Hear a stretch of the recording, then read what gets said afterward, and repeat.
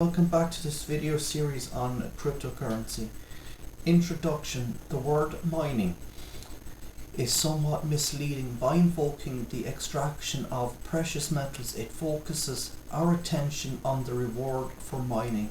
The new Bitcoin created in each block, although mining is incentivized by this reward, the primary purpose of mining is not to reward or the generation of new coins.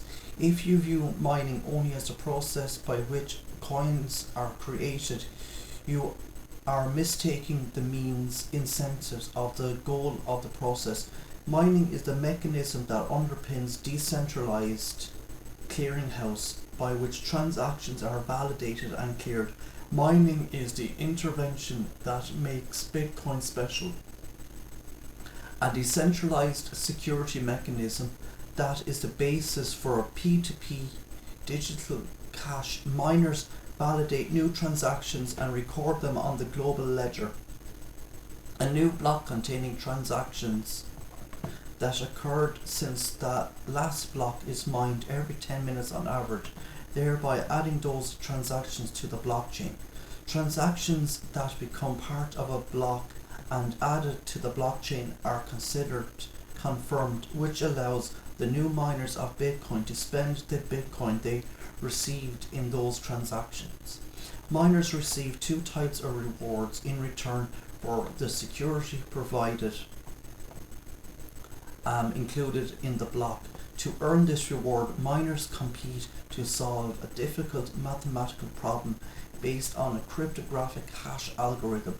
The solution to the problem, called proof of work, is included in the new block and acts as proof that the miner expended significant computer effort.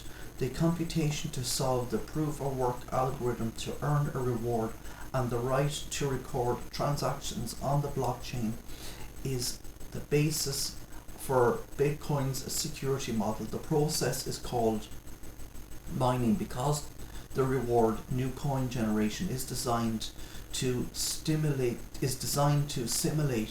diminishing returns, just like mining for precious metal. Bitcoin's money supply is created through mining, similar to how a central bank issues new money by printing banknotes. The maximum amount of newly created Bitcoin miner can add to a block decreases approximately every 4 years, precisely every 210.000 blocks. It started at 50% per blocks in January of 2009 and halved to 25 Bitcoin per block in November 2012. It halved again to 12.5 Bitcoin in July 2016. Based on this formula, Bitcoin mining rewards decreased exponentially until the year 2140, when all Bitcoin, 20.9999998 million, will have been issued. After 2140, no new Bitcoin will be issued. Bitcoin miners also earn fees from transactions. Every transaction may include a transaction fee in the form of a surplus of Bitcoin between the transactions inputs and outputs. The winning Bitcoin miner gets to keep the change on the transaction included in the winning block. Today, the fees represent 0.5% or less of a Bitcoin miner's income, the vast majority coming from the newly minted Bitcoin. However, as the reward decreases over time and the number of transactions per block increases, a greater proportion of Bitcoin mining earnings will come from fees. Gradually, the mining reward will be dominated by transaction fees, which will form the primary incentive for miners. After 2140, the amount of new Bitcoin in each block drops to zero, and Bitcoin mining will be incentivized only by transaction fees. In this chapter, we will first examine mining as a monetary supply mechanism and when look at the most important function of mining, the decentralized consensus mechanism that underpins Bitcoin's security. To understand mining and consensus, we will follow Alice's transaction as it is received and added to a block by Jing's mining equipment. Then we will follow the block as it is mined, added to the blockchain and accepted by the Bitcoin network through the process of emergent consensus. Bitcoin economics and currency creation. Bitcoins are minted during the creation of each block at a fixed diminishing rate. Each block generated on average every 10 minutes contains entirely new Bitcoin created for nothing. Every 210.000 blocks, or approximately every 4 years, the currency issuance rate is decreased by 50%. For the first 4 years of operation of the network, each block contained 50 new Bitcoin. In November 2012, the new Bitcoin issuance rate was decreased to 25 Bitcoin per block. In July 2016, it was decreased again to 12.5 Bitcoin per block. It'll halve again to 6.25 Bitcoin at block 630/000, which will be mined sometime in 2020. The rate of new coins decreases like this exponentially over 32 halvings until block 6720000, mined approximately in the year 2137, when it reaches the minimum currency unit of 1 Satoshi. Finally, after 6.93 million blocks in approximately 2140, I'm not going to read all this, it's too big, Satoshis, are almost 21 million Bitcoin will be issued. Thereafter, blocks will contain no new Bitcoin, and miners will be rewarded solely through transaction fees. Figure 10.1 shows the total Bitcoin in circulation over time as the issuance of currency decreases. Example 10.1, a script for calculating how much Bitcoin will be issued. The finite and diminishing issuance creates a fixed monetary supply that resists inflation.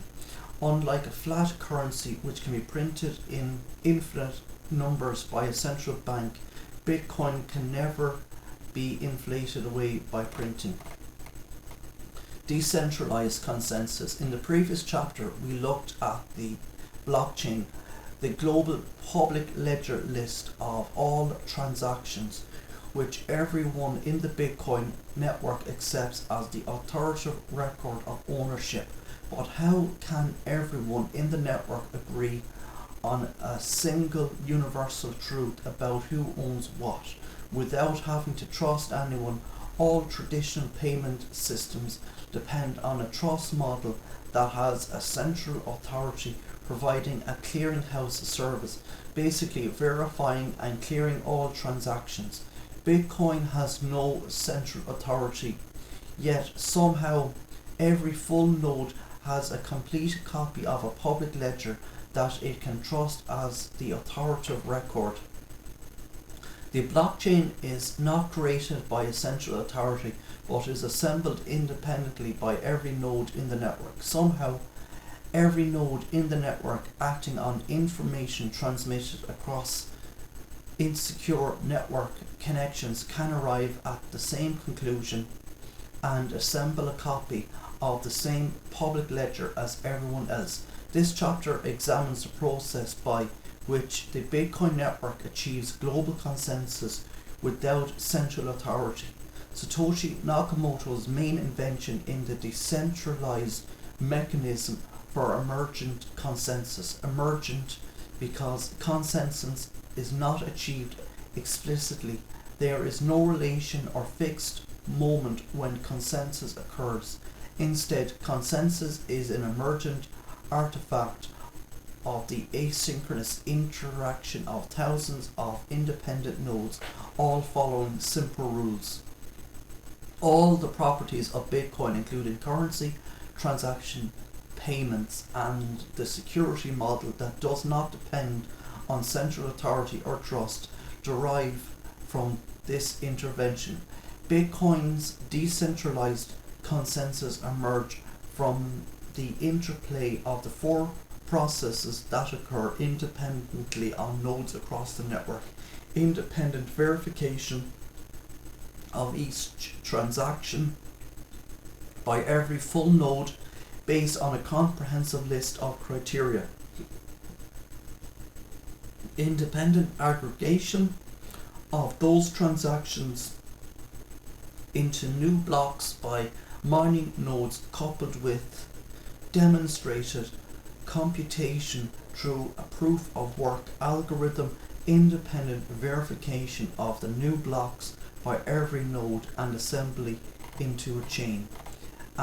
Independent selection by every node of the chain with the most cumulative compilation through proof of work. In the next few sections, we will examine the process of how they interact to create the emergent property of network-wide consensus that allows any Bitcoin node to assemble its own copy of the authoritative, trusted, public global ledger. And so I'm going to leave it here today for this video. If you like listening, please consider like, sharing and subscribing. Thank you.